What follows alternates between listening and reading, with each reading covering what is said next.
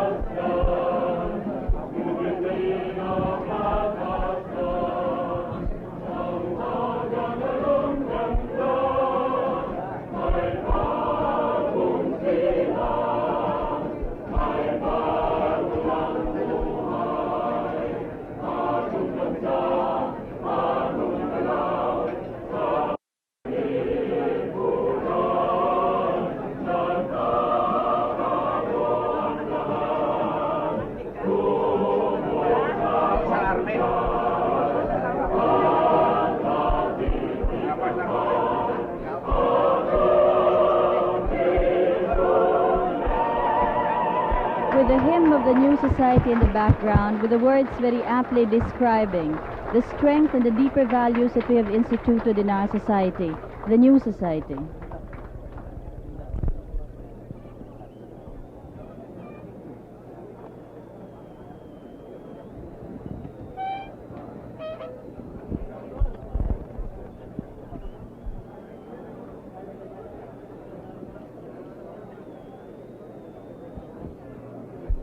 Seated with His Excellency President Ferdinand E. Marcos and the First Lady Madam Imelda Romualdez Marcos is the Speaker of the Batasang Pambansa, Minister of National Defense, and the Supreme Court Chief Justice.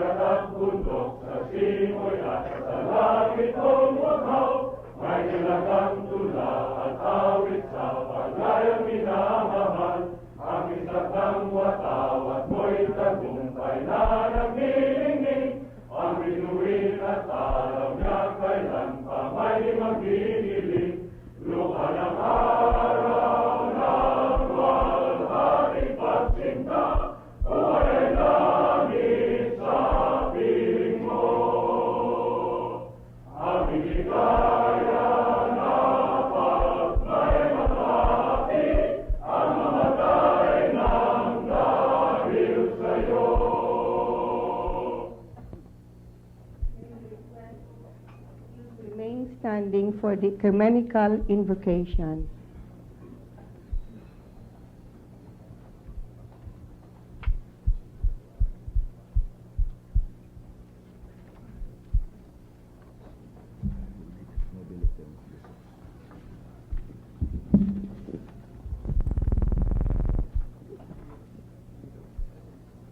Let us pray.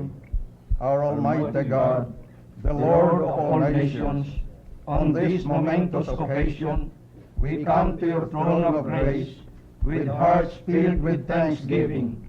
We see and experience your unfailing love, even as we look back through years behind us.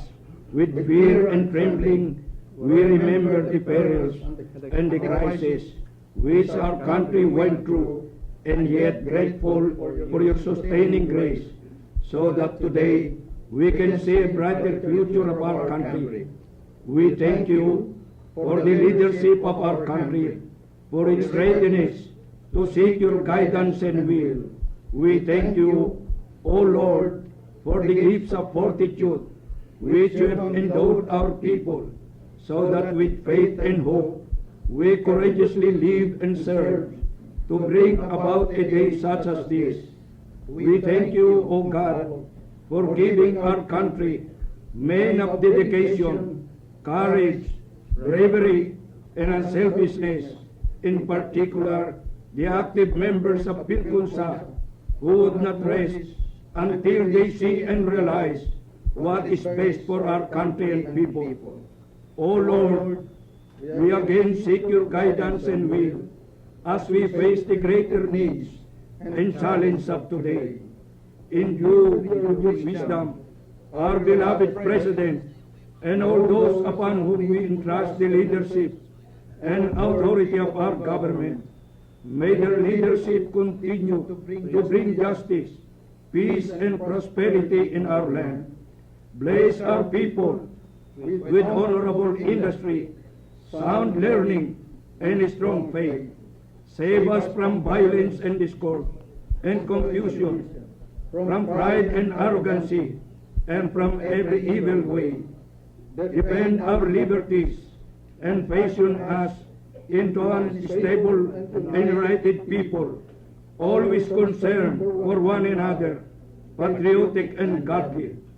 On this eventful and historic day, we humbly dedicate ourselves to you. Sanctify us by your grace, so that henceforth, as ever, we would not fail in meeting the greater crises and challenges of the present and of the future.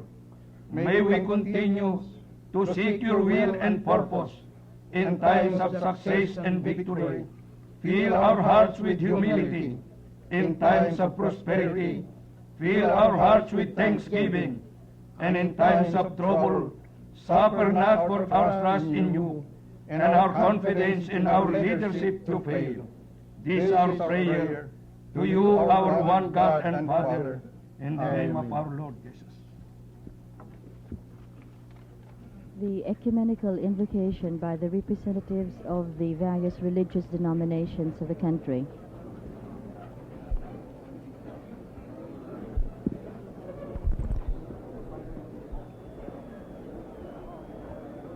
The Honorable Enrique M. Fernando, Chief Justice of the Supreme Court of the Republic of the Philippines and founding member of the Philippine Constitution Association, will give the opening remarks.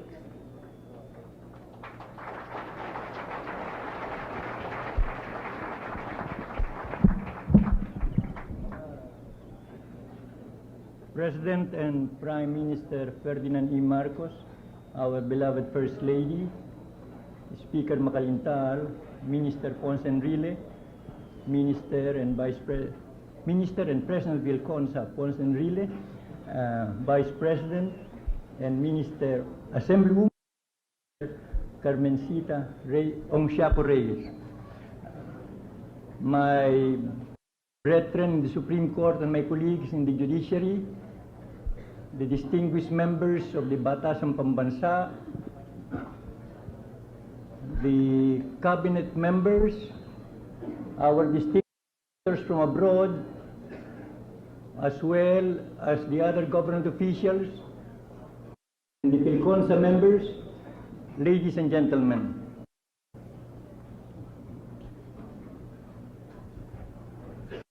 The ecumenical prayer impressed on each and every one of us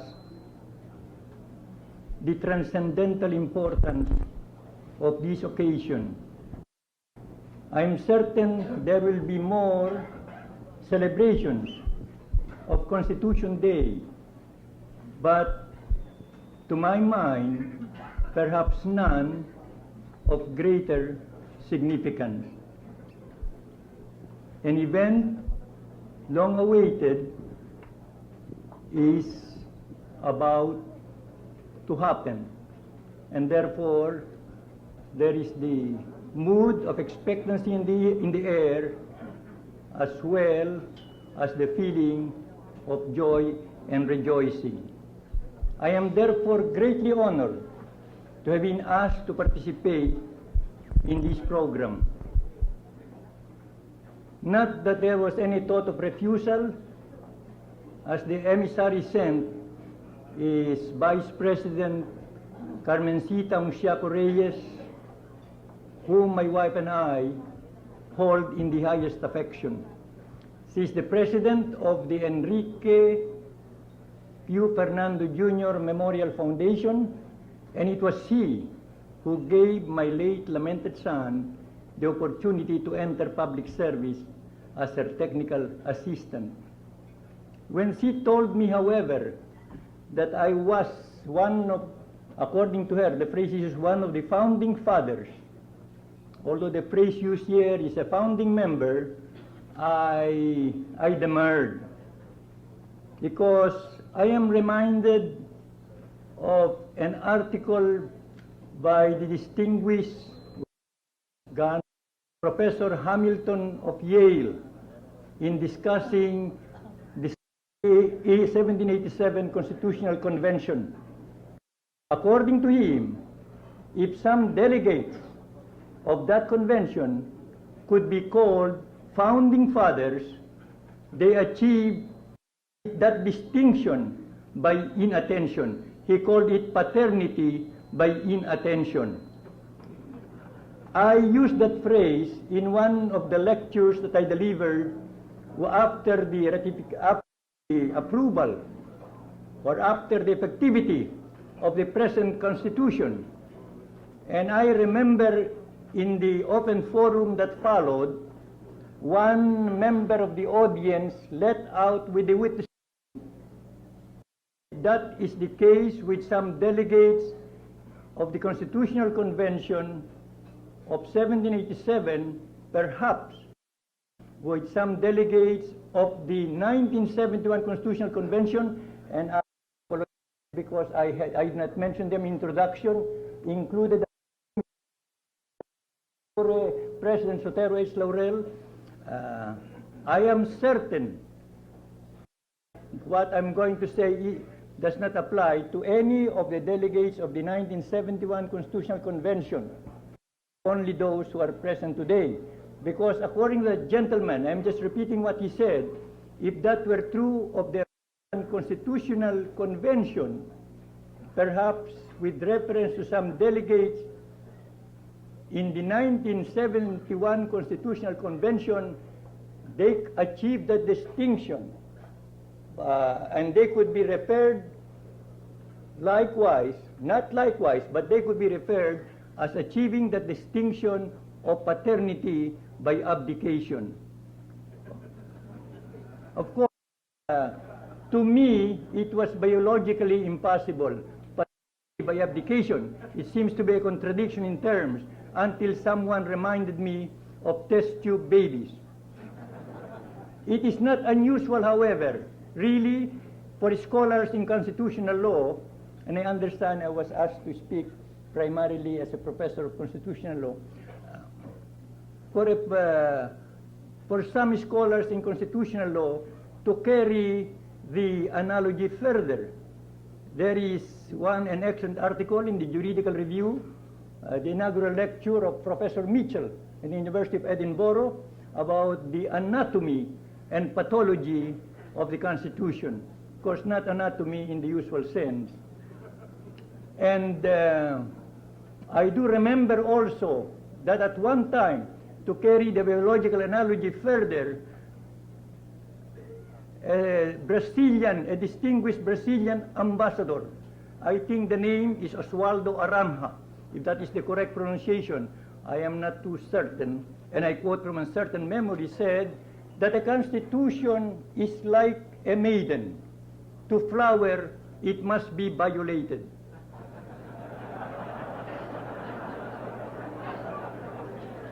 Of course,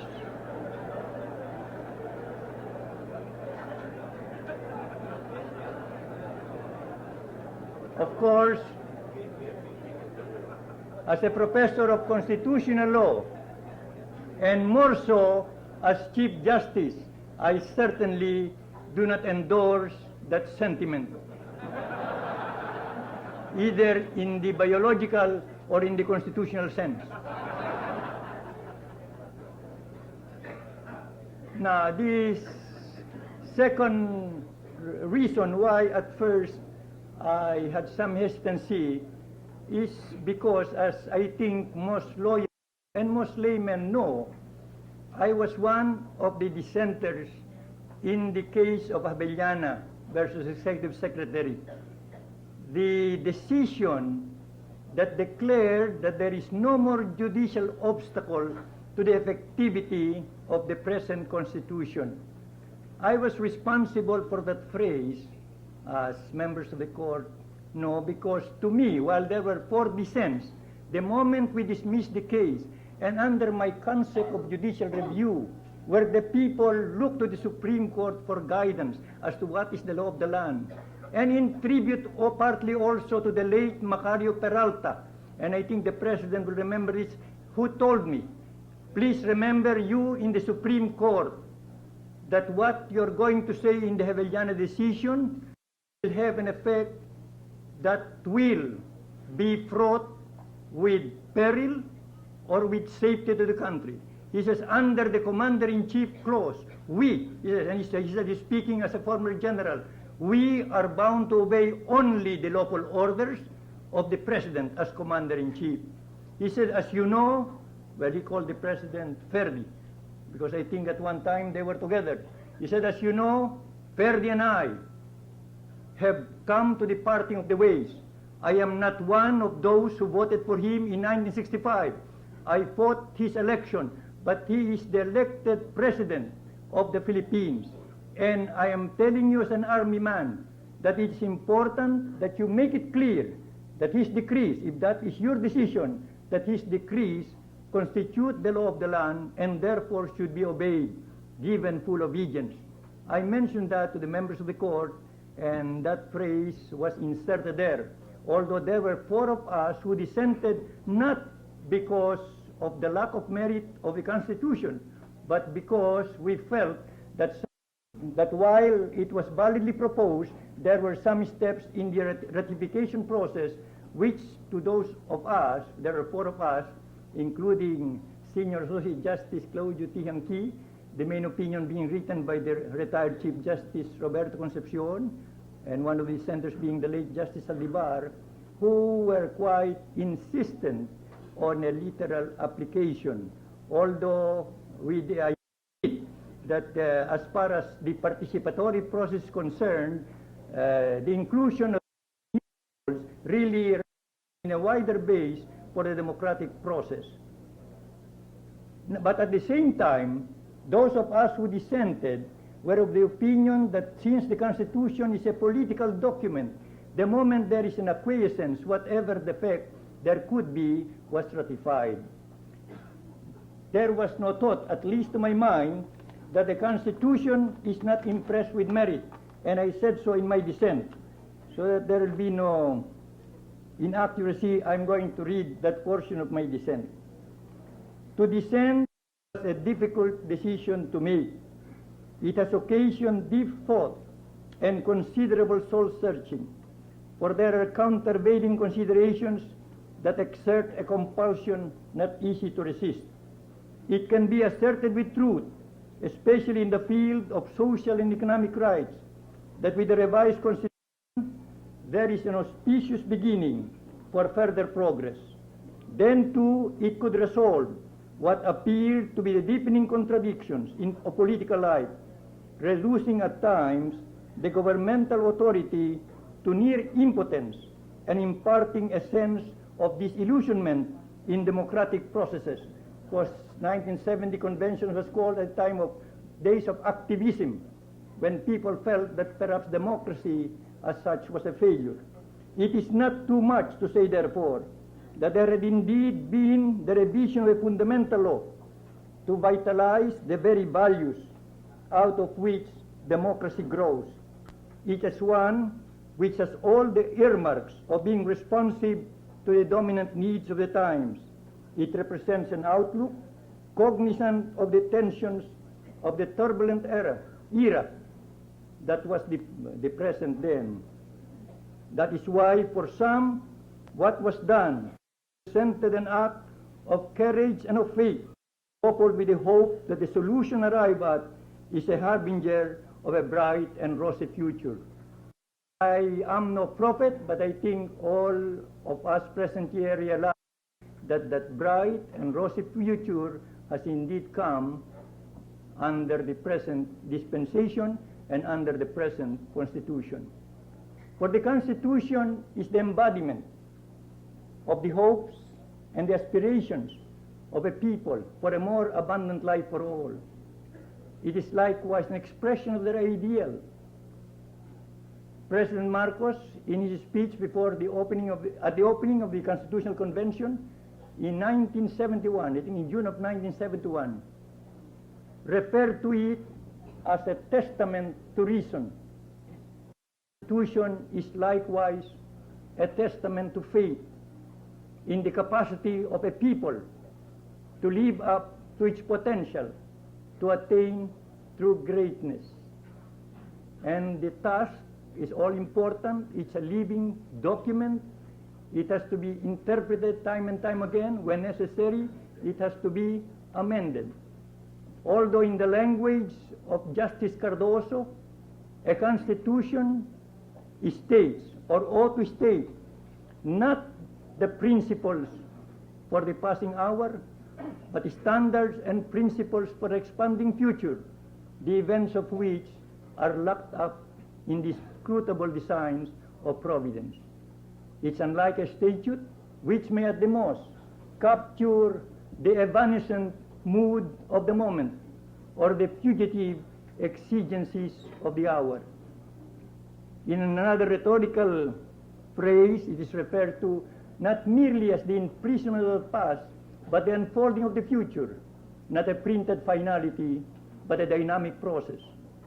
At the same time, a constitution is a product of a historical situation.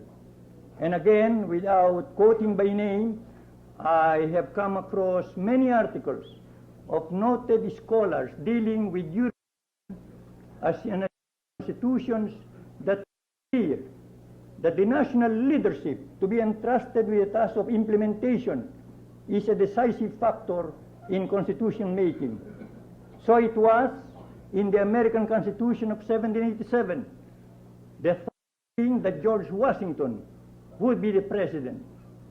So it was, according to Professor Lenhoff, with the 1871 Constitution of Otto von Bismarck, because I think he knew that he would remain as Chancellor.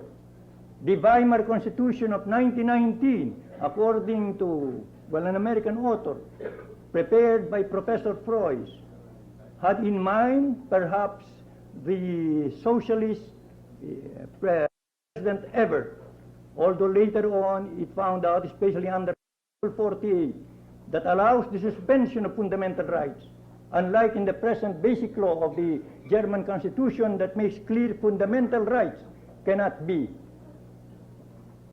suspended, which is the case in the Philippine Constitution, except for the privilege of the writ of habeas corpus and only under the circumstances therein enumerated. The man to whom the fate of the country is to be entrusted, the leadership, it has to be taken into account. That is true, even more true, of the 1958 Constitution of France. It was President de Gaulle that the Constitution was drafted according to his wishes. We don't have to go far afield. I think in India they had in mind the late Premier Nehru. Well, in the Philippines, in 1935, the Constitution was framed, and I've heard this open and very open from some of its framers who were my professors and who gave me the opportunity of learning further constitutional.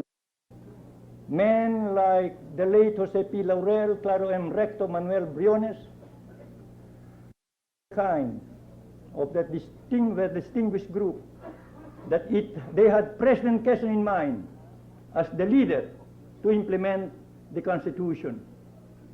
In the 1973 Constitution, I think there was no doubt to whom the mantle of leadership has fallen and to whom it was likely to remain. So we are indeed fortunate that at the is President Ferdinand E. Marcos with the intensity of his commitment to the ideal of the rule of law, his unwavering concern to see to it that the society we have, of course, as stressed so very often by the First Lady, should be a truly compassionate society. And with his determination, which will carry us far because of his well-known decisiveness, that his mission as the leader of the government is to see that our dreams do not fade and our vision does not die. Thank you very much.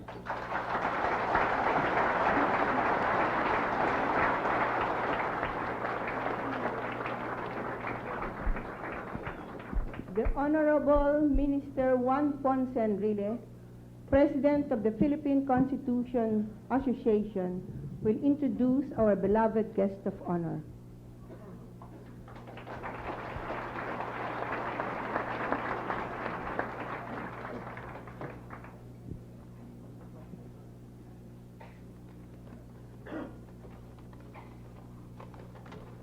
Madam First Lady, Mrs. Imelda Romualdez Marcos, Mr. Speaker, Mrs. Macalintal, Mr. Chief Justice, Madam, Your Excellencies of the Diplomatic Corps, my colleagues in the Batasan Pambansa, members of the judiciary and the bench, my co-workers in government, especially those in the military organization, my friends.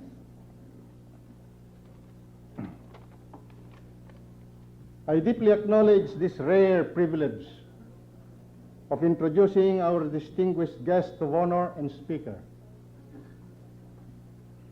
My entire career in the public service has been spent under his leadership. I've seen him work as chief executive, as a statesman, and as commander-in-chief of the armed forces of the Philippines, especially at a most crucial period in our history. I shall not speak of the qualities of his leadership or his achievements as the leader of the Filipino people. These qualities of leadership and these achievements are best left to the judgment of history. Permit me, however, to say that beyond all his achievements, beyond all that he has done to keep our nation peaceful, secure, and progressive, he has brought honor and dignity not only to his office, but to the entire Republic by his deep and abiding respect for the Constitution, the highest law of the land. For indeed, under his leadership, the Philippine Constitution has found the fullest expression as an instrument for reform, for public order, and for social justice. It was the Constitution which ordained the proclamation of martial law and the birth of a new order. And it is the same Constitution which now provides the framework for the transition to normalcy and the promise of a greater Philippine society. It is for this that it gives me the highest honor and the great pleasure as President of the Philippine Constitution Association to present to all of you our fellow constitutionalist and friend, His Excellency President Ferdinand Marcos.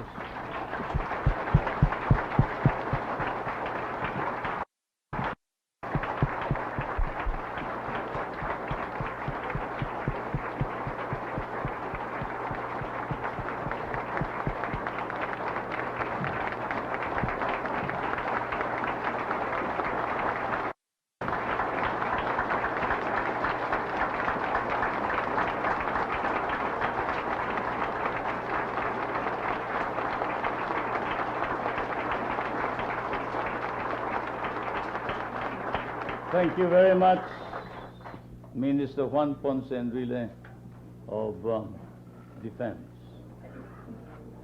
I greet the Chief Justice of the Supreme Court and Mrs. Fernando, the Speaker of the Batasang Pambansa, and Mrs. Macalintal, Assembly Carmencita, and of course, the AD who is jurisdiction of us here, since he's Governor of Metropolitan Manila and Minister of Human Settlements. I greet the foreign guests, special members of the Diplomatic Corps, the members of the Judiciary, the Supreme Court all the way down to the municipal courts, and our legislators, my fellow administrators in government, my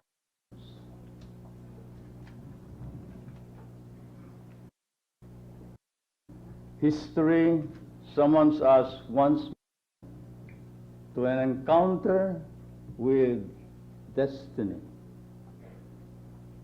It is the privileged fate of generation, yours and mine,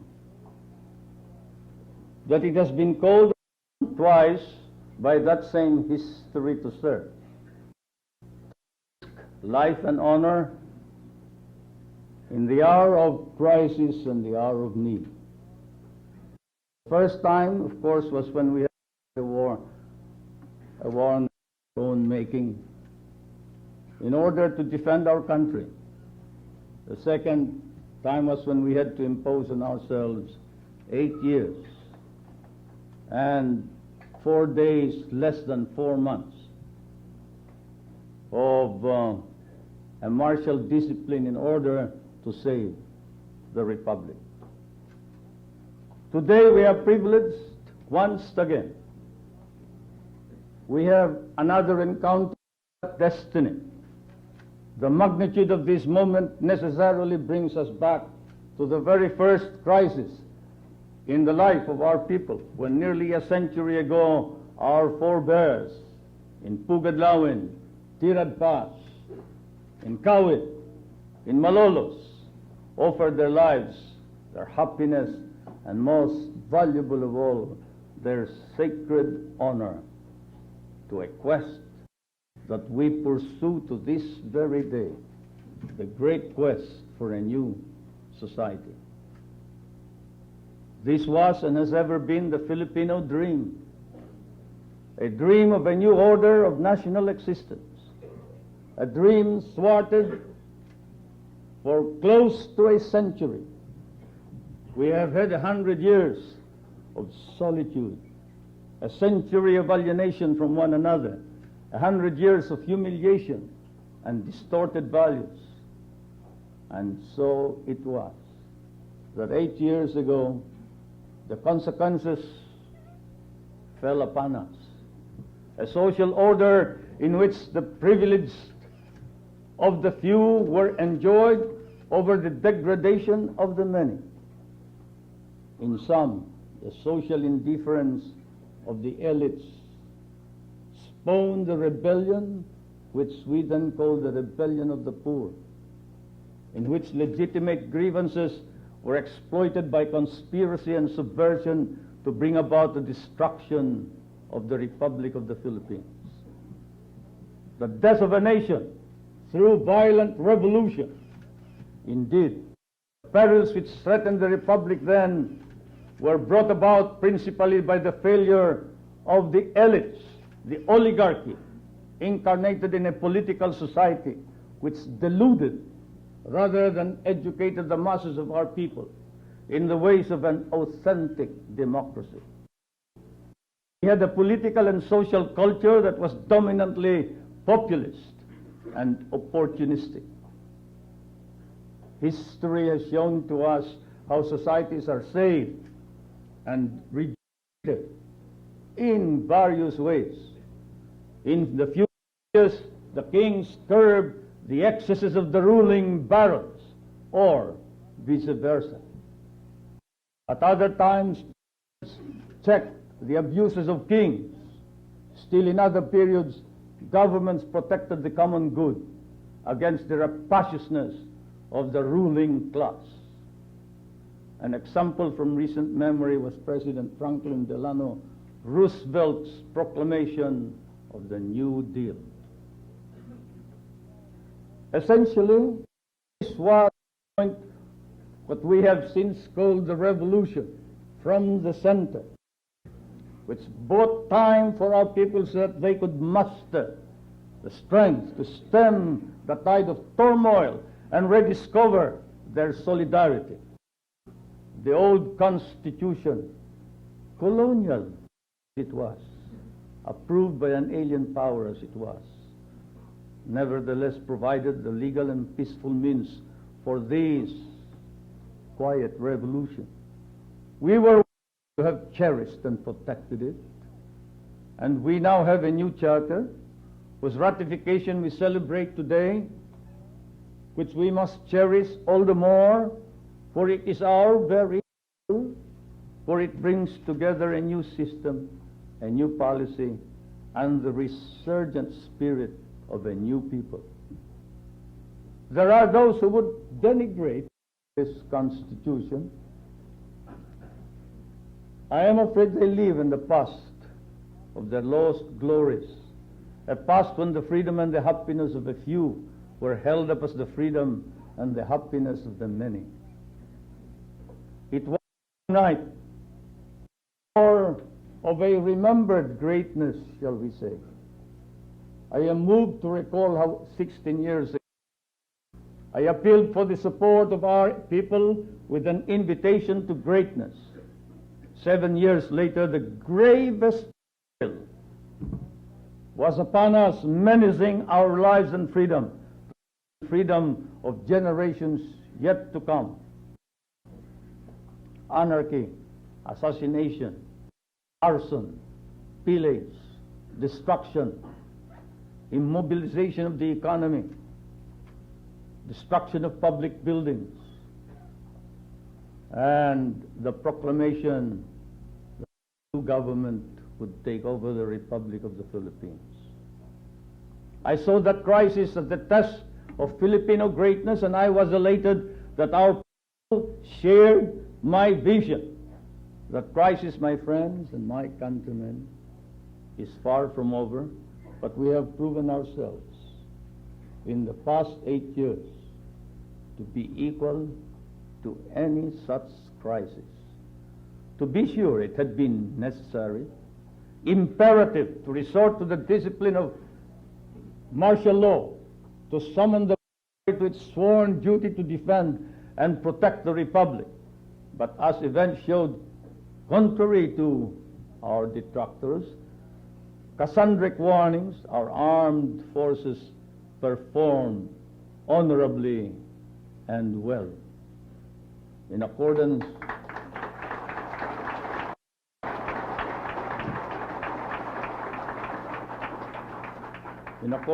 with the noble traditions of their warrior forebears, they upheld the Republic, but for the civil authority. They shall ever remain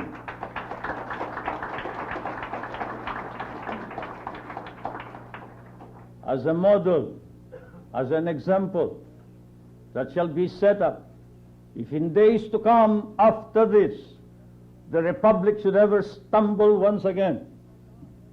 Our people will ask, how did the military of that decade of the 70s, how did these noble warriors and soldiers conduct themselves in those crucial days?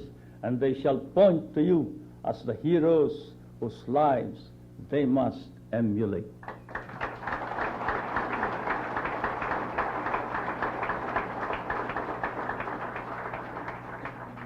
Yes, we owe them the highest commendation.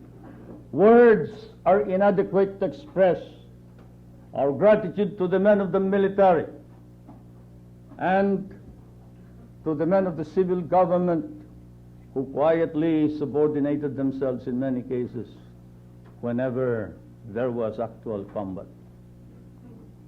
The martial discipline has restored the pride, nay, the self-confidence of our race, so that now we can look upon ourselves as equal to every vicissitude, every burden, every challenge. We can now accept without reservations the invitations to greatness, the challenges of the modern world. The cynical, the timorous, who would doubt this, had better look closely to what has transpired in this country in less than a decade, in the 8 short years of the new society. We have disarmed the criminal sin and significantly diffused the dangers of subversion, sedition, rebellion, and secession. All over the world today, you see the same symptoms spread out among all the third world countries.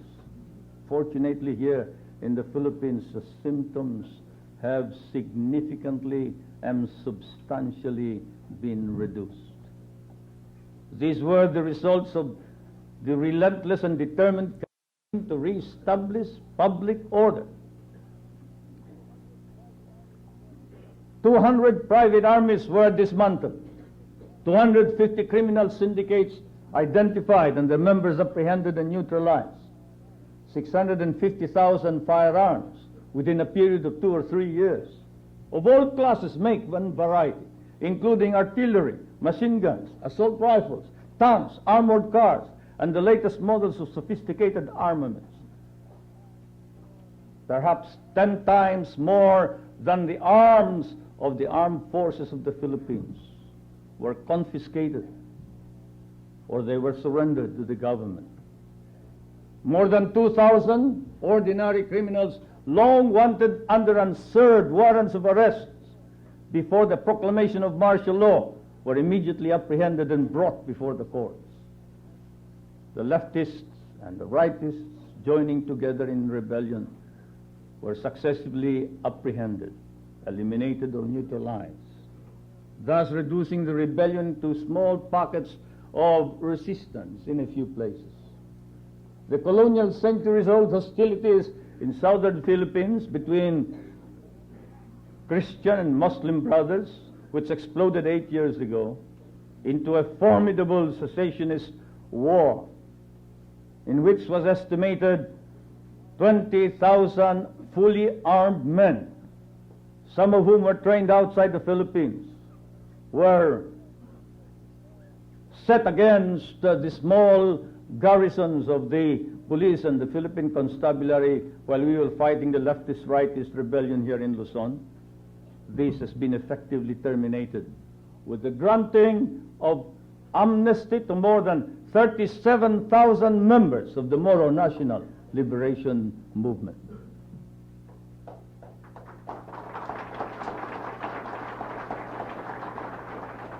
This, plus the establishment of the 2 autonomous governments in Regions 9 and 12, effectively terminates that movement. The armed forces of the Philippines and the intelligence agencies have succeeded in apprehending and immobilizing the leaders and the members of the Partido Nagkaisang Socialista Demokratiko ng Pilipinas, or SOCDEM, which differs from all other socialist parties in that it promotes violence. And so have the armed forces and the intelligence apprehended the leaders and members of the Light of Fire movement, which seems to be the umbrella organization covering all those involved in terrorism, bombing, kidnapping, arson, blackmail, as well as plots and conspiracies for the assassination of leading personalities in the military and in the civil government. But more than this, we have transformed the lives of millions of our countrymen. Land reform, the principal cause of the Hukbalahap uprising, because of the repeated failure of the landowner-controlled Congress to redress the grievance of centuries, was instituted.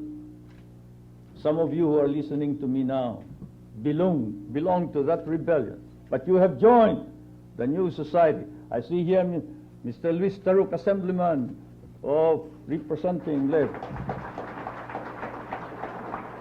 I see many of the rebels from the south attending here.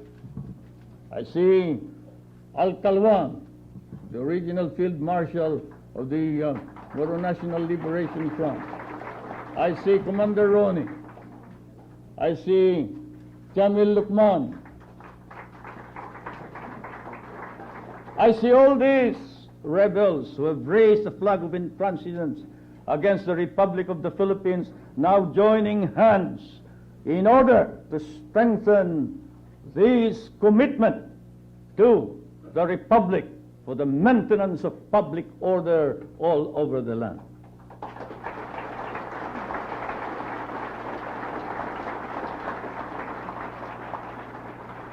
And why did the Hukbalahaps join hands with the government?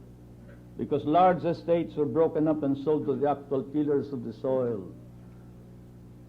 Because we immediately terminated the enslavement of the poor tenant farmer who inherited generations and generations of indebtedness without any possibility of payment whatsoever from his forebears to the landlord.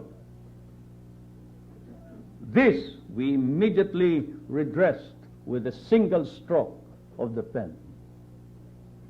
A new labor code was promulgated, providing, among others, the joining together of management and labor with government, a tripartite conference for the settlement of issues and thus assuring industrial peace to allow economic growth. Social reforms also included the implementation of a nutrition program. There are now 4,000 day centers all over the land. Ours is a model which has been adopted by the United Nations.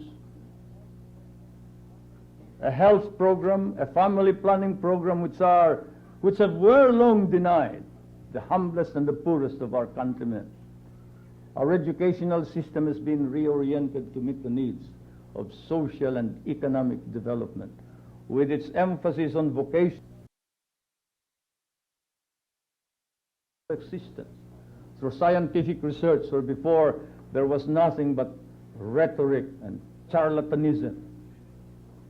We have instituted the researches. We have created an institute of plant breeding and created exotic varieties of plants that bid well to increase our harvests. And now we have started an institute of microbiology which shall utilize the new science of recombinant DNA. In the administration of justice, which again caused the rebellion of the poor in our old society, we have assured our people expeditious, inexpensive, and democratic justice with the organization of barangay courts. The interim Batasan Pambansa is in the process of reorganizing the judicial system of government with the participation of the Supreme Court, with the aim in view of eliminating delays, bottlenecks, and clogged dockets in the courts, as well as the elimination of its unworthy members, few as they may be. Our government has succeeded in reorganizing the National Prosecution Service and creating a nationally pervasive, free legal service under the Ministry of Justice. We thus give substance to that constitutional and moral mandate that every man shall be entitled to his day in court. The political transformation, above all, assures us of a truly democratic system. The organization of the barangays has brought about an explosion of political participation, as evidenced by the militancy of its members and by the participation of 23 million voters, whereas before in 1969 there were only 8 million voters. I place my fervent hopes on the barangays and on the Sangguniang.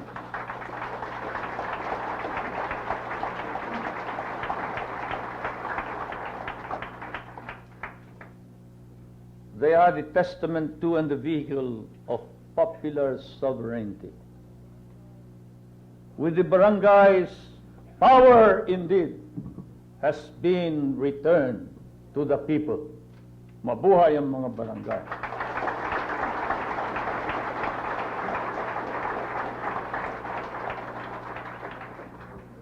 The last 8 years have also mobilized the energies of the Filipino for economic health in his society.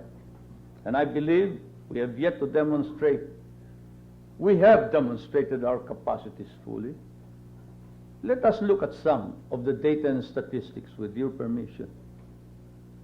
I shall be sure the gross national product increased from 55,526,000,000 pesos in 1972 to 192,911,000,000 in 1979 at 1972 constant prices, or 269,781,000,000 pesos at current prices.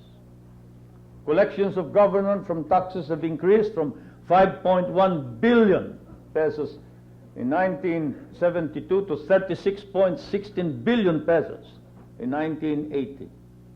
Total exports increased from 1.106 billion, 1 billion in 1972 dollars US in 1972 to 5,935,000,000, almost 6 billion in 1980. Showing the stability of the currency notwithstanding the present fluctuations of the dollar. The rate of exchange of the peso to the US dollar has barely moved from the 1972 6.67 to the 1979 7.37.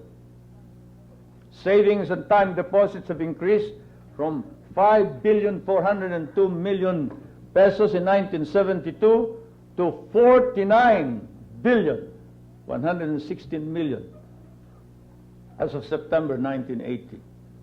Gross domestic investment has not only doubled, trebled, quadrupled, quintupled. From 11, it has increased to about 80 million. In 1980, while gross national savings increased from 11,679,000,000 pesos to 62,395,000,000 in 1980.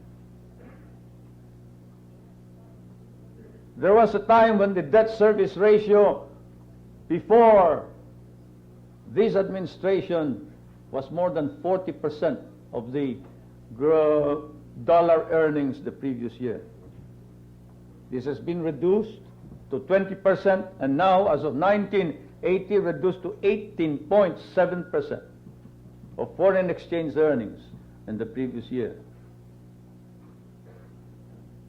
Incidentally, on the question of indebtedness, when we took over as president in 1965, most of the indebtedness were short-term indebtedness, payable within 1 year, 2 years, 3 years, 5 years. More than 90%. All of these were immediately shifted or converted into long-term indebtedness for some reason or other, because of inefficient management of our affairs, because of our bad credit worthiness. We could not borrow any money from anywhere. The most that the World Bank could lend us before 1965 was $40 million. By 1975 and 76, the World Bank had changed its opinion of the Philippines so much so that it was ready to lend at a single time $500 million.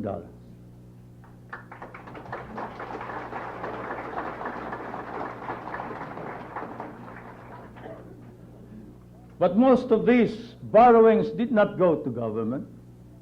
They went into productive enterprise. The borrowings of government do not go to pay for salaries or what we in government called ordinary or current expenditures, housekeeping, salaries of officers and employees, as well as furniture, equipment. No. On the current budget, there is always a surplus. Since 1965 to the present, there has always been a surplus in the current budget of the Republic of the Philippines. We have borrowed. Yes, we have borrowed, but only for purposes of productive enterprise. These are the self-paying and self-regenerating enterprises which we must support. And incidentally, nobody lends you money if you cannot give a counterpart. The least counterpart that is required is about 50% of the entire cost of the project. Now let's go to international reserves. International reserves were increased from practically zero in 1965. The statistics say $282 million were left in the central bank. When I asked the central bank, however, I was told that our commitments exceeded $300 million. And therefore, we did not have enough foreign exchange to pay our indebtedness as of 1965. The foreign exchange reserves were practically zero. And today, how much are the foreign exchange reserves? Today, we have $3.1 billion in the central bank as the foreign exchange reserves of the Republic of the Philippines.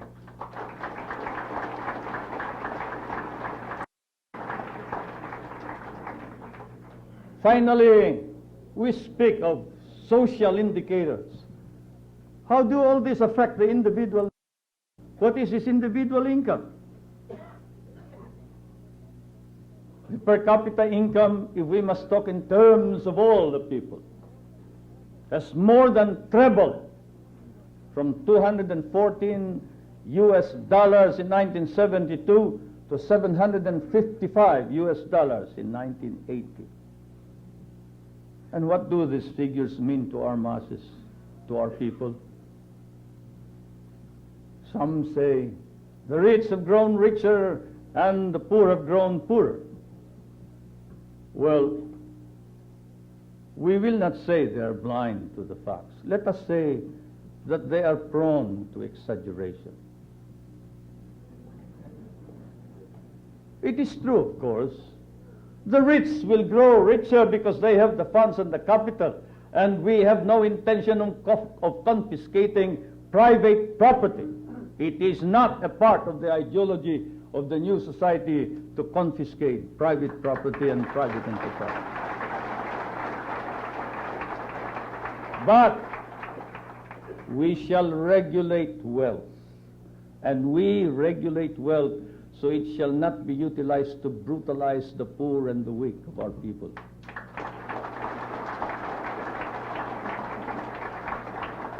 And thus it is that the rich must pay heavier taxes. It is said that we have been easy on the rich with respect to taxes. This is not true. We increased the corporate tax very recently by 5%.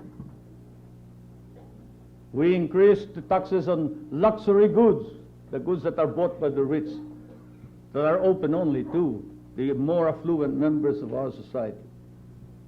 Even in the case of oil products, did you notice the difference between the tax between diesel fuel and industrial fuel and gasoline? It is a big jump, for it is the purpose of this administration that first of all, we shall not be zero. And today, how much are the foreign exchange reserves? Today, we have $3.1 billion in the central bank as the foreign exchange reserves of the Republic of the Philippines.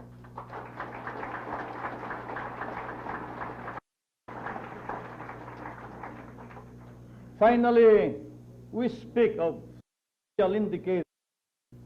How do all this affect the individual income?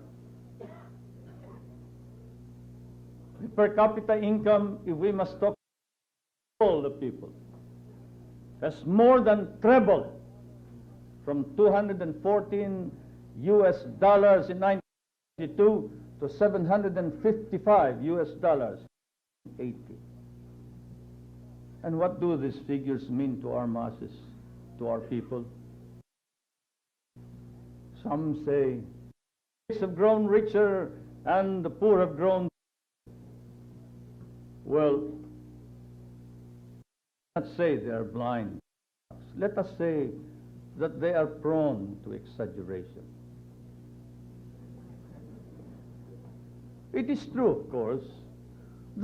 They will grow richer because they have the funds and the capital, and we have no intention of confiscating private. It is not part of the ideology of the new society to confiscate private.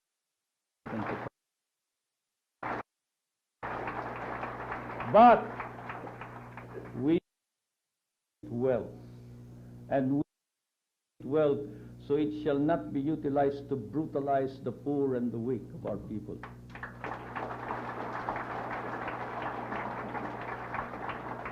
And thus it is that the rich must pay heavier taxes.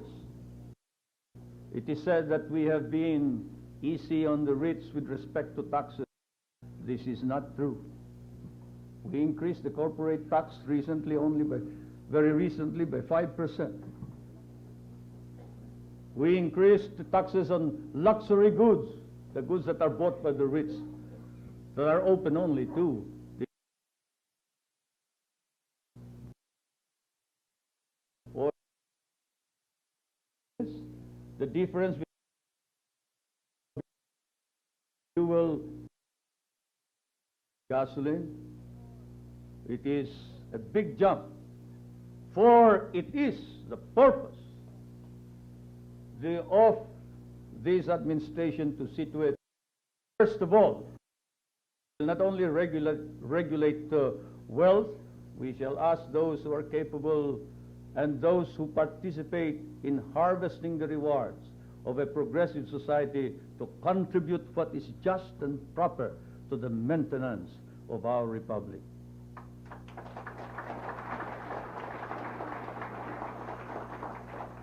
Yes, have no doubt about it. The wealthy have been discouraged from exercising the ways of the old oligarchy. But I am prepared to think that of our people today have developed a social conscience that is growing day by day. How often have they come, the members of the cabinet, offering contributions to worthwhile and noble projects? How often have they quietly done their own planning in order to uplift the poor and the degraded race and people? Let it not be said that because they are rich, they are not patriotic Filipinos. Even the rich and the affluent country have acquired. This is one of the developments of the new society.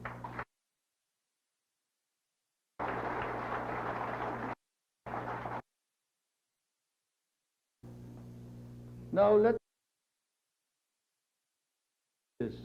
as to the distribution. Who cannot that this is a new world altogether, and that income is now seeping into all classes of people. In 1972, the percentage of families with incomes 1,999 pesos and below was 24.3%. In 1979, this had been reduced to 11.2%, or by more than. Let's go to the top. The families with incomes of 30,000 and more. In 1972, there were only 5% of them of the entire population. Now, today, there are more than twice that. there are 12.8% of those who have this high income. And considering that almost all of these families that I speak of live in the rural areas, the new society is set to effectively change the standard of living of the Filipino masses. Finally, the effective minimum wage has increased from 4 pesos and 75 centavos in 1972 to 23.30 to 24 pesos and 70 centavos in 1980. Along with these political, economic, and social transformations, we must count the newly won prestige in the family of nations. Yes, the president of the PhilConsa, Minister Juan Ponsen, really referred to the new prestige, the new standard of our country in the United forums of the third world, and we have normalized relations with socialized countries. Before this, and even to China, to the socialist countries of Eastern Europe, we limited ourselves to what is considered to be the pillars of the free world, and thus penalized ourselves and our products, for our markets were limited. The Philippines is now heard in the Council of Nations because it speaks with its own voice. An independent foreign policy is the hallmark of the Philippine Foreign Service. We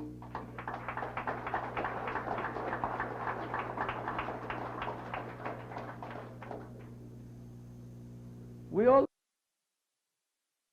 independence, and we do not. Political independence must be won every day. Every time there is any threat or doubt cast upon that independence, not only the leadership but the citizenry must rise up and protect that independence. After much agonizing negotiations with the United States of America, in fairness to this ally of ours, recognized what is undeniable, and that is the sovereignty of the Republic of the Philippines over all the military bases of the Philippines, including that of Subic Naval Base and Clark Air Force Base, against the doctrine which indicated that America retains sovereignty over the bases.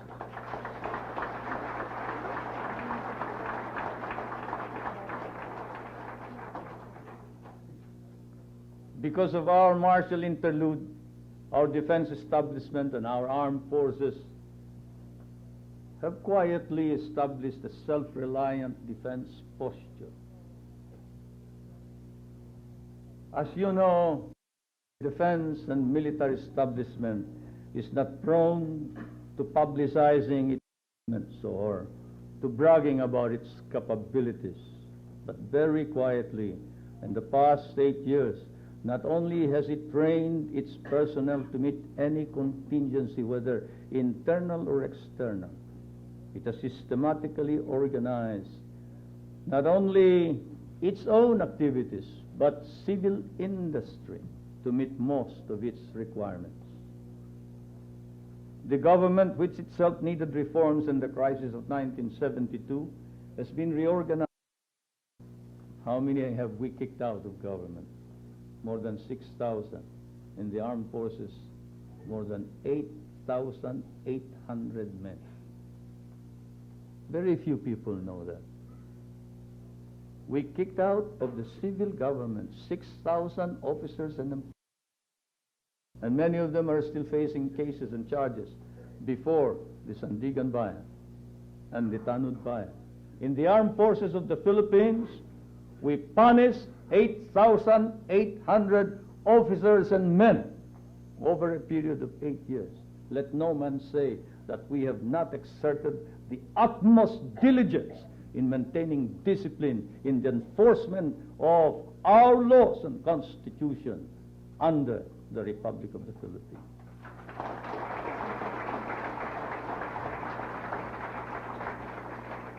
Yes, we have eliminated the undesirable elements, and we will continue the campaign against corruption through the establishment of the Tanud Bayan, which, as you know, is the Ombudsman, and the Sandigan Bayan, which you know is the court for corruption cases. We are now actually engaged in identifying the corrupt government officials and functionaries. Conscious of the hardships ahead, therefore, we have embarked also on an effort to upgrade the civil service. And now, we have also met head-on this problem and crisis on energy. We have accelerated the energy program, which includes the intensified search and prospecting for oil and gas and other hydrocarbons within our jurisdiction. We have discovered and are beginning to exploit new coal deposits. The entire island of Semirara, we discover, is coal. Deposits in Cagayan Valley are all over the entire valley. In Bicol, Mindanao, and Samar. We've discovered geothermal sources. 8 geothermal units or geothermal centers of energy are operational. 6 are being constructed. We are next to the United States in the volume of electricity coming from geothermal sources. Hydroelectric power is moving on. As you know, the biggest in Southeast Asia is being put up in the Magat, Isabela. We have discovered Mars gas or surface gas. We use biomass, dendrothermal. Many countries here represented, including France, Germany, England, have lent us money for the dendrothermal projects, and the Scandinavian. We have discovered exotic plants which produce juice and burn like gas. By only yesterday, the other day, the hunger, which I know since boyhood, the fruit of a vine in Ifugao, was brought back. We pressed the fruit, and out came the juice, and we lighted it like gas.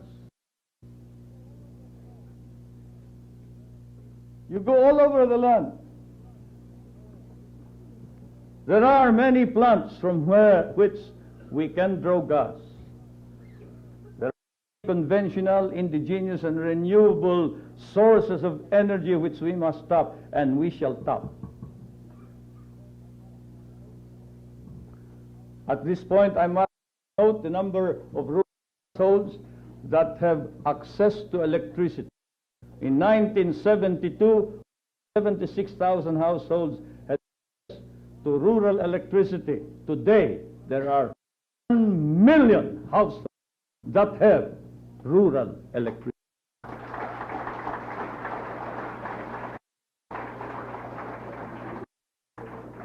We are next to the United States rural electrification. No other country the way we develop rural electrification. This increase is symbolic of the renaissance of the Filipino. Then, of course, the renaissance of our political life. In less than a decade of the democratic revolution, it is inevitable that this would be translated in spiritual terms. The renaissance in our culture, the rebirth and growth of the arts, music, painting, dance, film, literature. And why? What is the importance of this? How often has song, dance, music, literature, flame the rise up to attain the ends of freedom. How often have our forebears, the propagandists of the last century, used literature in order to lay the moral basis for a rebellion that would free our country? Culture, tradition, belief in our past, this is the unifying force. We look back, we trace the roots of our identity, and we discover that no reason to be so humiliated and to for the race. We have contributed our people's genius to the arts of this century. We have also rediscovered our ancient art forms, our spiritual heritage. In doing so, we have rediscovered ourselves, the Filipino.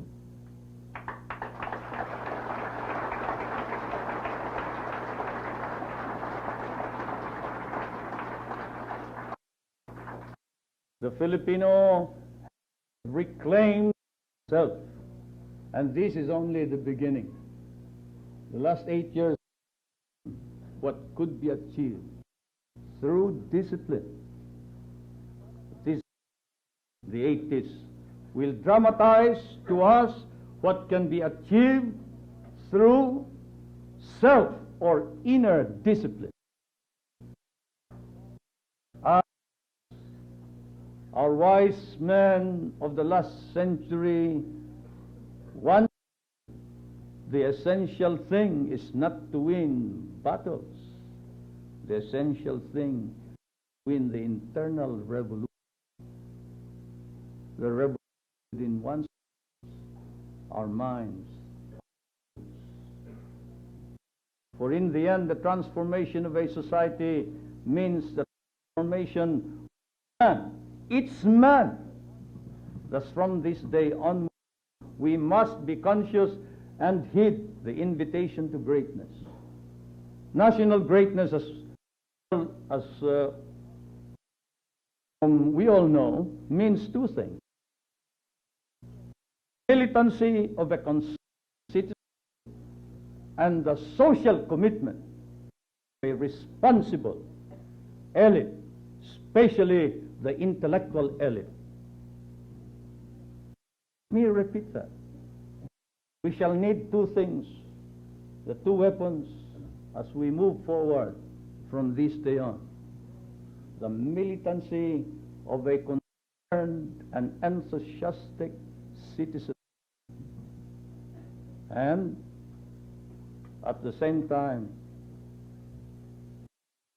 the commitment of a motivated elite, especially the intellectual elite of our country.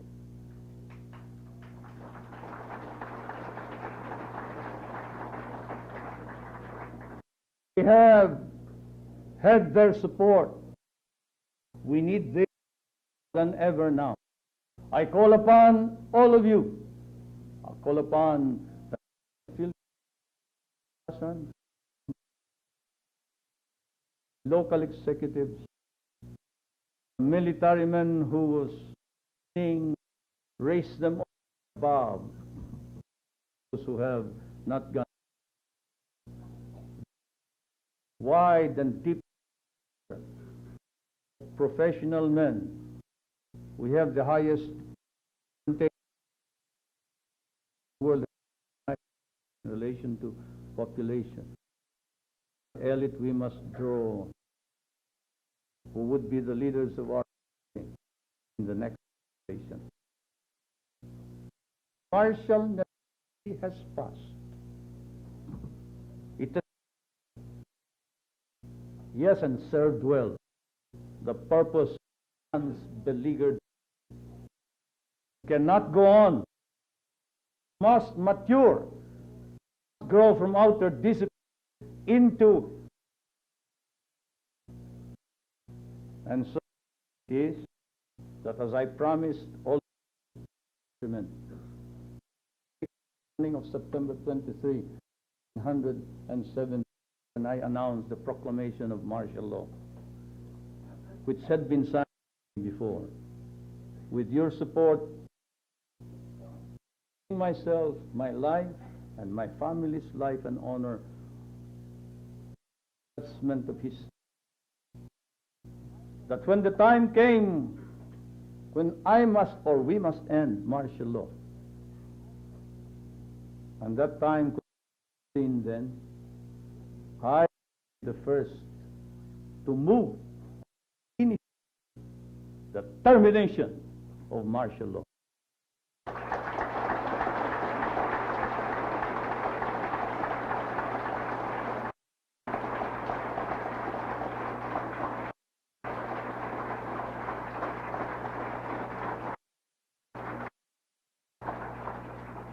I have listened to you, our people. I have heard your doubts, your anxieties. Never outright into the lifting of martial law. And I have prayed to the Almighty for guidance.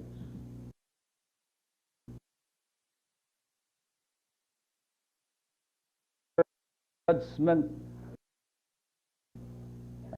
souls that I terminate martial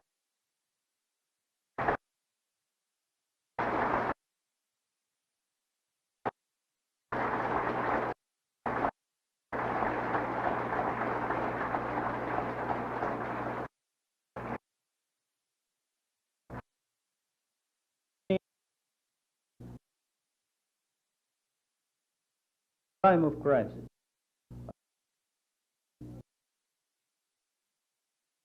The many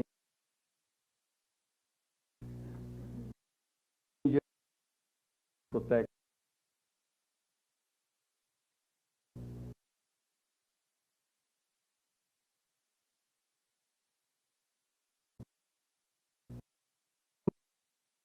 well then. Now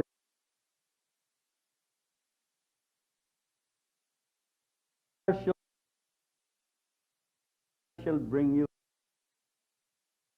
and freedom.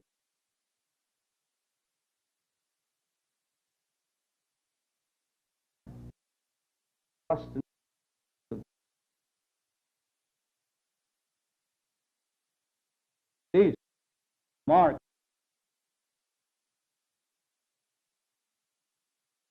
and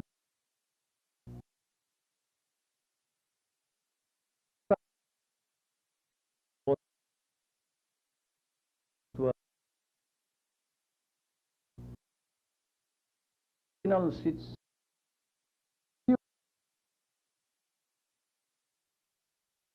and drink life.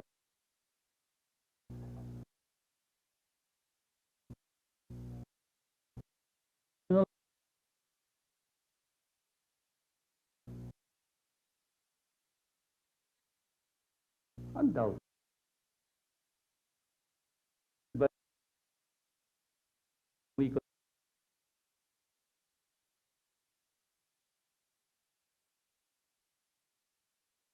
if there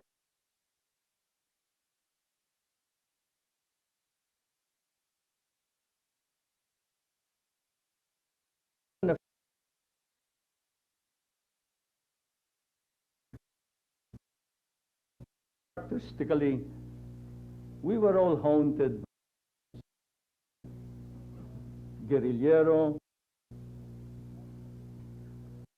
fighting elusive in the hills. For that was many of us landed where? For head. Yet notwithstanding, one had to present the stern face of a leader, the dominating quality of,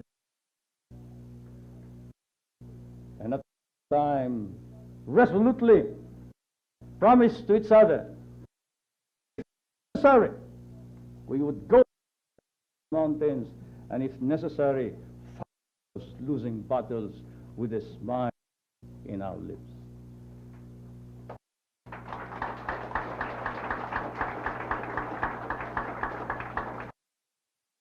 Support of the people to do that.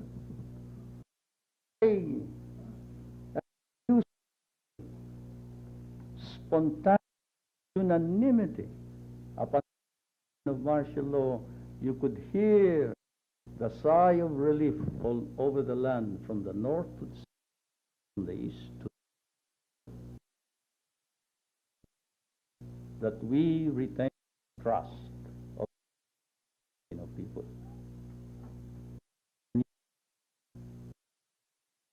Shades of be tempered credentials of legality and constitution. This way was it. The commander-in-chief, of course, was contrived by as a device to consolidate power of colonized people. Those who drafted the commander-in-chief provision never dreamt it would be used instead by an unprotected people. Lost self-respect, dignity, and honor. In the long run, to be quite candid, the intellectual adventure is more exhilarating, inspiring. Only the observer will realize that the table had been turned, and the legal weapon in the dark past that was used to browbeat our people down to their knees in submission to alien authority had been captured from the enemy through ingenuity and by some miracle of self-assertion, and used to attain the noble dreams of our people. And so as I now sign this proclamation in full view of our nation and the world at large, I am profoundly conscious of the tasks that remain, hoping that we shall not lose the momentum of our achievements, so that those who shall come after us may carry the quest of a greater, a brighter world, a new society. I pray now, and I ask you to pray with me, as I prayed 8 years ago, that I am doing, that we are doing the right thing by our people. For the end of martial law does not mean the end of our efforts, of our needed reforms, of our struggles, of our sacrifices. The passing of the martial necessity does not carry with it the passing of all the burdens, especially the heavy ones. There will be more tests for our capacity, for our resiliency, our strength as a people. Together we must pass these tests, surmount all crises. And so, as I have said, I signed in your presence, proclaiming the termination of the state of martial law throughout the Philippines. I say, we have just begun.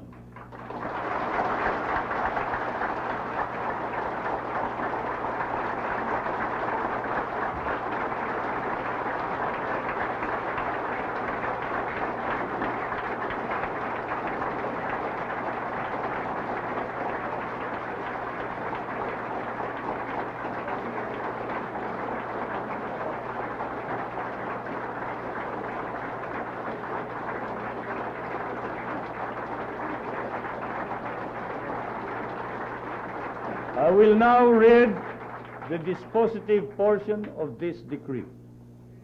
Now therefore I, Ferdinand E. Marcos, President, Prime Minister of the Philippines, by virtue of the powers vested in me by the Constitution, do hereby revoke Proclamation 1081, proclaiming a state of martial law in the Philippines, and Proclamation number 1104, dated January 17, 1973, declaring the continuation of martial law, and proclaim the termination of the state of martial law throughout the Philippines, provided that the call to the armed forces of the Philippines to prevent or suppress lawless violence, insurrection, rebellion, and subversion shall continue to be in force and effect, and provided that in the two autonomous regions in Mindanao, upon the request of the residents thereof,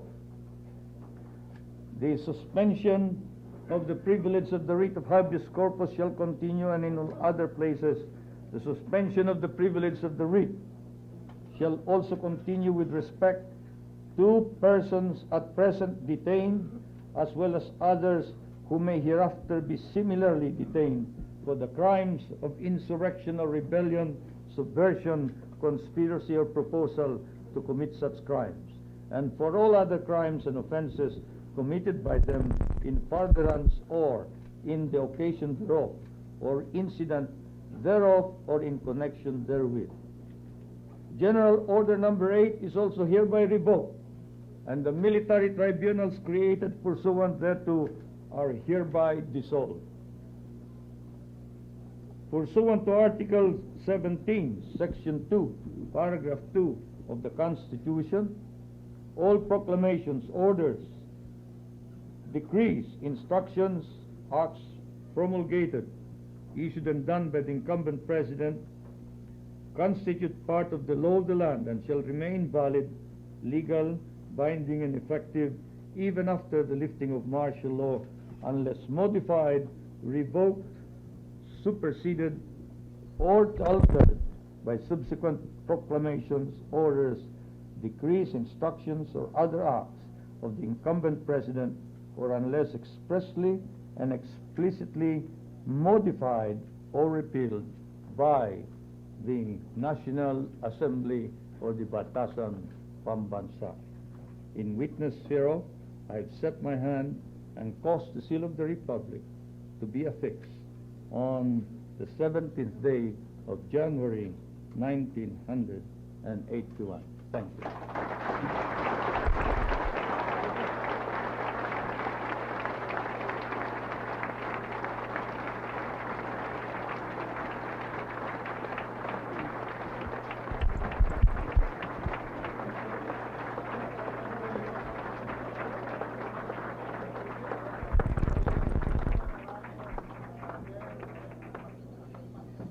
His Excellency President Ferdinand E. Marcos signing the proclamation lifting the state of martial law throughout the Philippines. A day of history as we also commemorate the celebration of the ratification of the Constitution.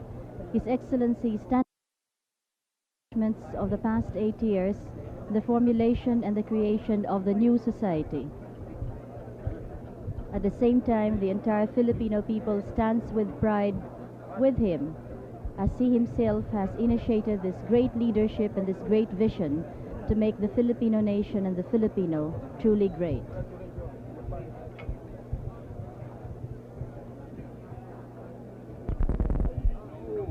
It certainly has been a very historic, emotional, touching moment. Clearly, no doubt, there is a certain dimension to this affair here that one cannot capture in words.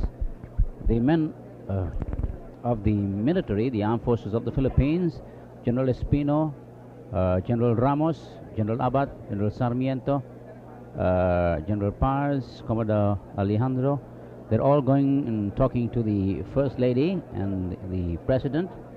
As I said, it's been quite an emotional moment here at the Heroes Hall in Malacanang. The First Lady obviously touched by the eloquence of the President and the forcefulness with which he delivered this address, and the very deep sense of leadership, patriotism, and faith that the President evidenced in that address this morning. He has always maintained his faith in the integrity of our nation and our people, in their good sense, and the fact that they have stood by him through all the moments of anguish, difficulty, and crisis. And very clearly he is depending and relying on that particular level of support and faith in him, as he mentioned in his address. A large group of people crowding around the presidential table with the president and the first lady. We see members of the diplomatic corps here who are still gathered at the Heroes Hall. None of them have made any effort to move. I see Ambassador Murphy here and the Honorable Indonesian Ambassador, His Excellency the Ambassador of Indonesia, First Lady and the President here, Speaker Makalintal, the members of the Cabinet, members of the Armed Forces of the Philippines, the gracious First Lady, Minister Enrile now in conversation with the President. As the President so eloquently pointed out in his speech this morning, it's a question of faith, and very clearly our people have strengthened their faith under his leadership and will continue to do so. The achievements of the past 8 years under the leadership of President Marcos have clearly indicated that the people by and large are behind him, have supported him, and he has called for them to continue that support with the same resoluteness that they have shown in the past. The challenge indeed is perhaps a new one, new challenges, but as I said, it is an emotional moment for all of us here who have in a sense been a part of this, the President moving down this way towards us with Speaker Makalintal and the First Lady. Yes, sir. Congratulations, Mr. President. Tremendous speech, and the faith of our people will be with you. I hope that they maintain the trust that they have reposed in the political leadership. You have always you've always acted with dignity and with the interest of our people as your first consideration, Mr. President, and we know you will continue to do so. Thank you. Thank you for your generous words. Thank you very much, Mr. President. Ma'am, it was an emotional moment for all of us, but I think you must be proud with the faith, the courage, and the vision of this man. Yes, this is truly a very historical, momentous, and happy occasion. For we can all be happy to say that this is we have achieved a prideful level of in the redemption of our identity, dignity, and humanity as a people. And this tribute is not only for the President, but for each and every Filipino who has really achieved all of this. To them, from the bottom of my heart, a deep, full appreciation and gratitude. Thank you. Thank you very much. Thank you very much. Mr. Chief Justice? Mr. Chief Justice, sir. Can we have a word from you, Mr. Chief Justice? In the midst of this large crowd that gather around the First Lady as she moves away from... Mr. Speaker, you're going to be on our program tonight at 9:30? Yes, 9:30, Channel 4, that's in Bohol Avenue. Right, we'll discuss the full implications of this. Okay. Mr. Chief Justice? Well, I made the opening remarks. I made clear the significance of the occasion, and certainly I think the whole country joins the President in rejoicing at this turn of events. And I'm sure that under his leadership, the problems that some could foresee would not eventuate. Thank you very much, Mr. Chief Justice. We were speaking to the Honorable Chief Justice of the Supreme Court, Enrique Fernando. Rita? I think it is with a great sense of pride that everybody who is gathered here this morning at the Heroes Hall here in Malacanang truly feel identified with the President. This decision to lift martial law on this day, coinciding with the celebration of the ratification of the Constitution of 1973, speaks indeed highly of the leadership of this nation and of the Filipino people as a whole. We have, as I've said earlier, gathered here not only our high-ranking government officials, but also the members of the diplomatic corps who have witnessed this historic occasion. As the President has said, he has addressed himself firstly to the Filipino people and to the world, and it indeed goes down in the history of our nation to have weathered through this crisis of the past 8 years and have been able to prove to ourselves with deep pride and conviction that we can carry on without the outer constrictions of martial rule. Rita, is the president still finding great difficulty moving out of the hall? Everybody around him, around the president and the first lady, seeking to congratulate him. I wonder whether I'll get a few words from the Chief of Staff of the Armed Forces of the Philippines, a very quiet gentleman who does a very good job, General Romeo Espino. The President, General Espino, paid the armed forces full tribute for the manner in which they conducted themselves during this difficult 8 years. What do you see your role in the days ahead? We'll have to, I feel that there'll be no change in our role. We'll continue as we were doing, because we were not doing anything unusual during the last 8 years, but keep the peace. And you will continue to keep the peace and defend the Republic as good soldiers normally do? Yes, indeed.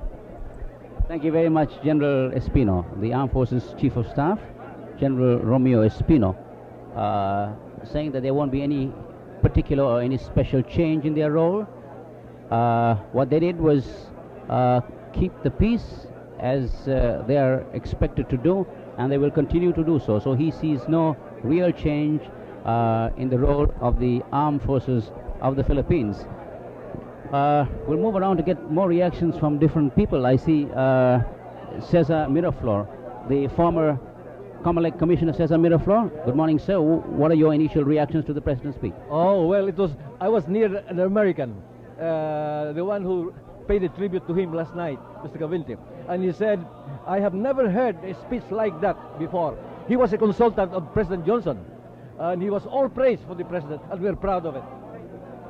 And as a man who was involved in the Commission on Elections, as a member of the PhilConsa, you must have some special thoughts about this. Oh, yes. You know, I used to say that martial law was from the beginning in the laws approved by America. From the instruction to President McKinley, Jones Law, the 35 Charter, approved by President Roosevelt, martial law was there. And martial law continues.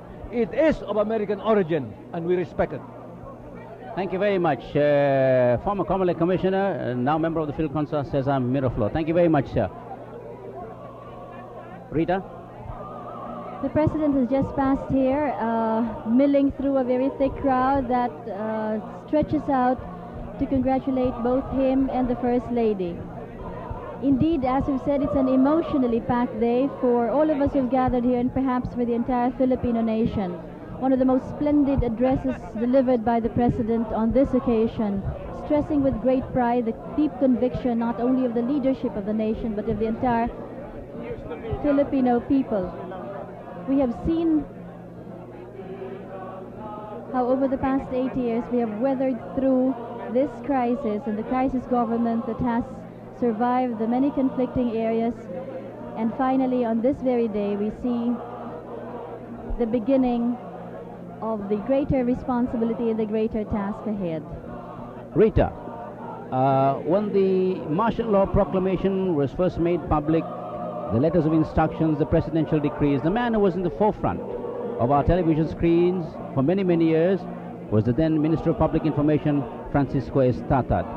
He has seen the passing of time through 8 years, and there have been nuances in the developments and in this passage of time, and he perhaps, like the President and perhaps Minister Enrile, must feel particularly deeply on this occasion.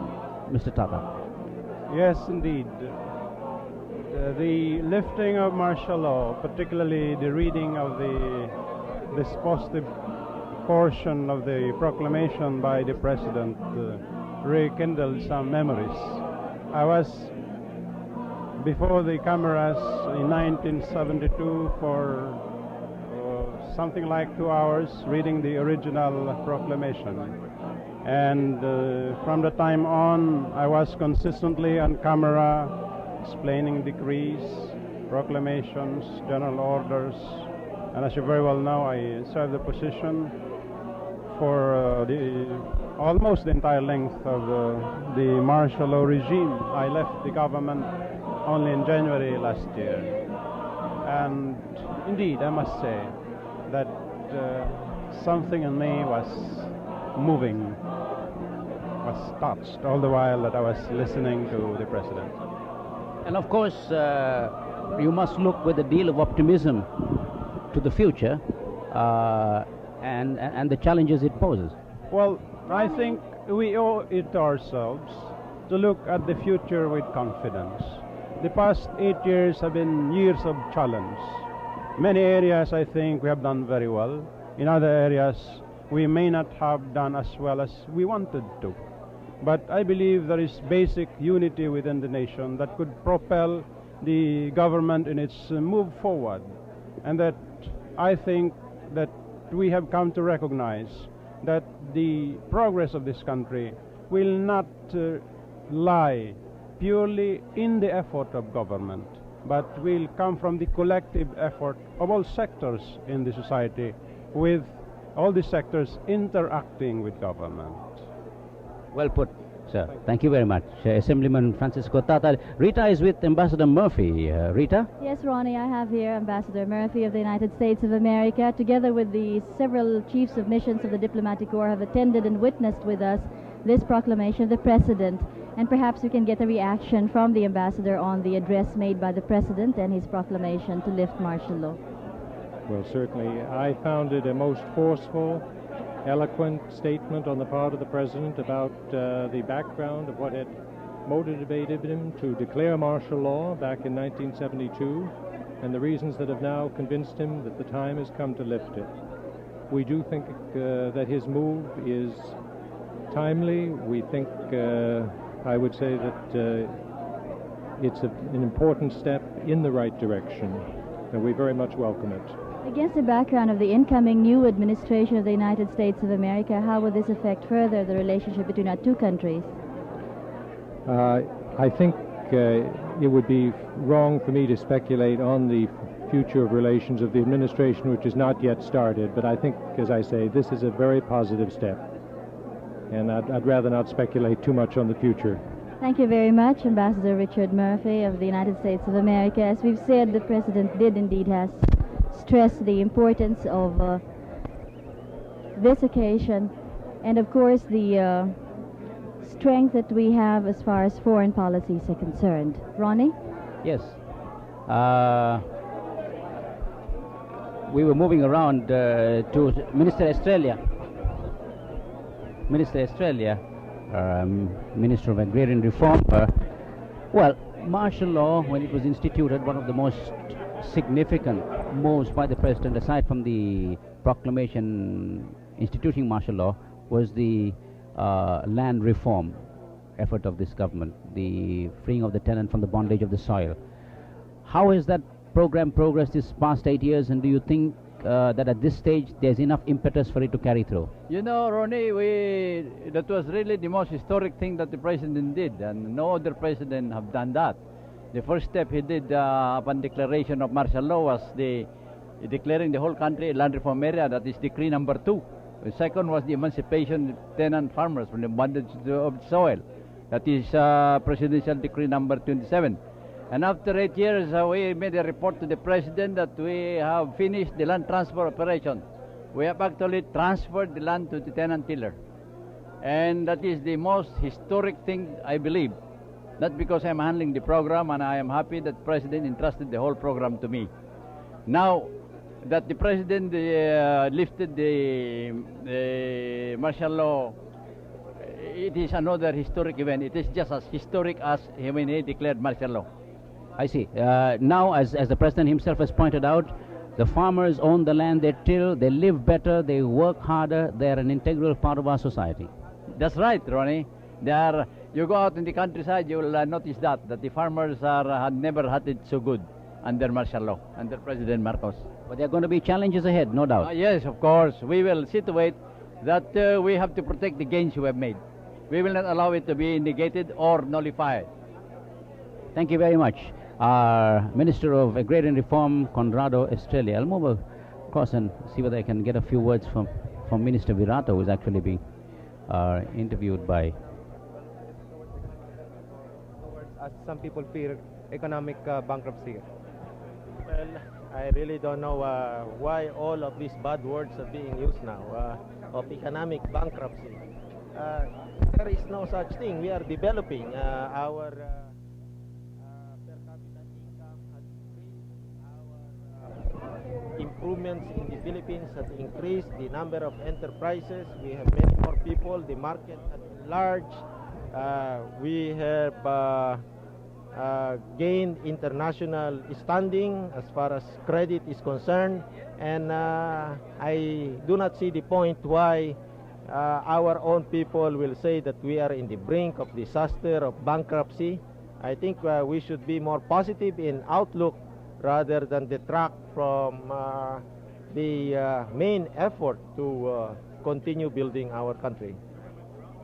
Okay, thank you very much. Rita, are you? Yes, Rita. Ronnie, I have here the president of the Integrated Bar of the Philippines, Mr. Ed Angara, who has been very much involved in many of the legal discussions during the martial law days. And of course, with the helm of the Integrated Bar of the Philippines, we have had many programs and analyses from his end. And perhaps we could have a post-martial law analysis from Attorney Angara.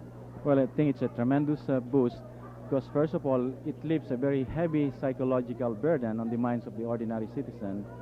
Now I think the ordinary average citizen can feel that he can air or raise any legitimate grievance he has in dealing with government agencies.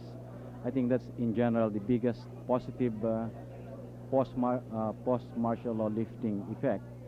The other, to me, depends really on two key institutions. One is the batasan and the other is the media. I think the positive impact of the lifting of martial law will continue and will remain to be positive as long as the members of the batasan continue to be responsible and see their role to be constructive and positive. On the other hand, I also see that media or the press is a key institution in a post-martial law society, because the press and parliament are mood indicators of the society. They set the mood of the citizen and the business climate. So depending on how the two key institutions conduct themselves in a post-martial law society, I think will depend whether the lifting is positive or negative. How about from the point of view of legal practitioners? From the point of view of legal practitioners, I think maybe the timidity and the reluctance to question the legality or the propriety of certain governmental action will vanish, maybe not overnight, but slowly. Well, thank you very much, Ed, the president of the Integrated Bar of the Philippines, Attorney Eduardo Angara, with some analysis and reactions coming from his end. Ronnie? I'm actually waiting to talk to Assemblyman Emmanuel Pelaez, who's just given me a sign that he's going to come over, because we'd like to talk to Assemblyman Pelaez about the very real role that the Batasang Pambansa will now have to play in the scheme of things. President Marcos himself indicated in his address that a great deal of responsibility will rest with the Batasang Pambansa, the Legislative Assembly, that has now taken upon itself the burden of all legislation.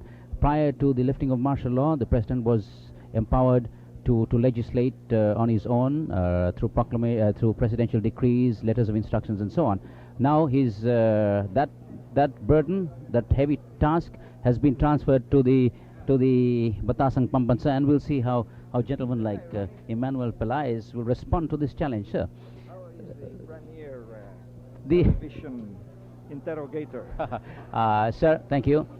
The question is now, the President has given the Batasan Pambansa a challenge and a great responsibility. How must and how will this assembly respond to that challenge and this responsibility? Well, as a matter of fact, we have talked this over, and just a few minutes ago, a group of Batasan members have agreed to file a resolution. Firstly, to congratulate the President for his successful stewardship of the country under martial law. especially in defending the security of the country. And secondly, to express the sense of the Batasan and of every member to renew its determination to carry on with the gains of martial law until we shall have reached that point where we can shift to the elections of 1984 and elect a regular assembly. I could sense among my colleagues in the Batasan as we were listening to the President that while the feeling was one of elation, at the same time there was a sober realization of the fact that the ball is now with the people and primarily the Batasan Pambansa. It was also quite an emotional moment. Yes. Oh yes, oh yes. Well, whenever you make a change, you already know what is there, and then you plunge into something unknown. For 8 years, as the President said, we have been under martial law discipline, and as he said, there are those who still doubt.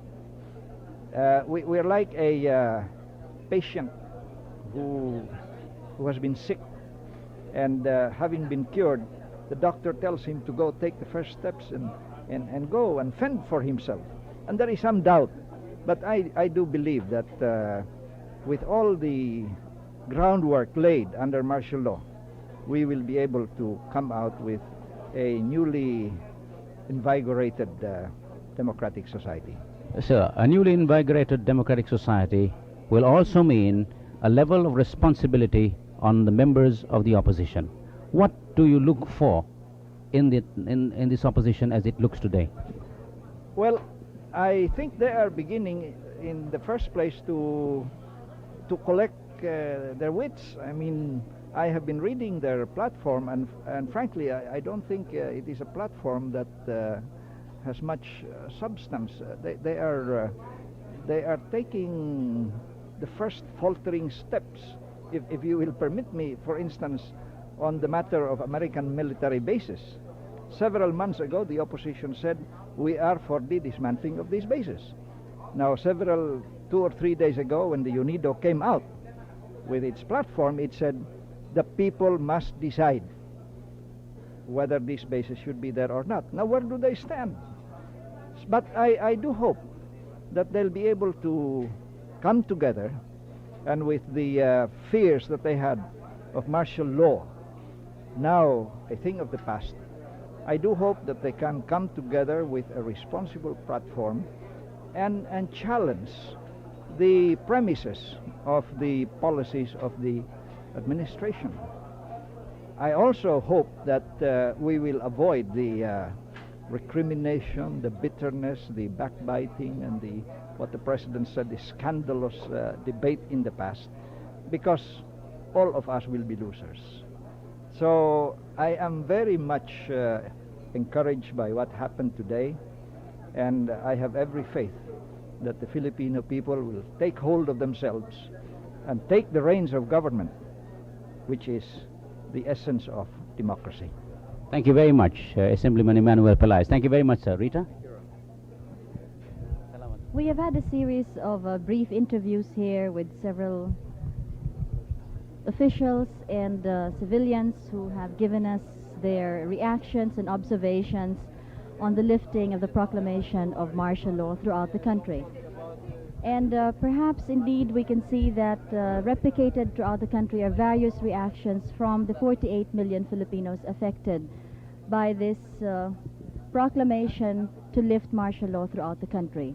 It has been stressed that media indeed plays a very sensitive and a very important role as far as transmitting these effects are concerned, and of course in this manner we at Maharlika Broadcasting System feel with pride together with the rest of the Filipino people to have been able to cover this event live to you and to the rest of the nation. Well put, Rita. I think that this has been an emotional moment in a sense for all of us. As I said at the beginning of this telecast, when President Marcos proclaimed martial law, he was all alone. Today, when he lifts it, he is with a broad cross-section of our people. And that must tell you something. That this man over these 8 years has received recognition for his stewardship of our and of our people. As Rita has said, media, and as many has talked to us, said media, electronic media as well as the print media will have a very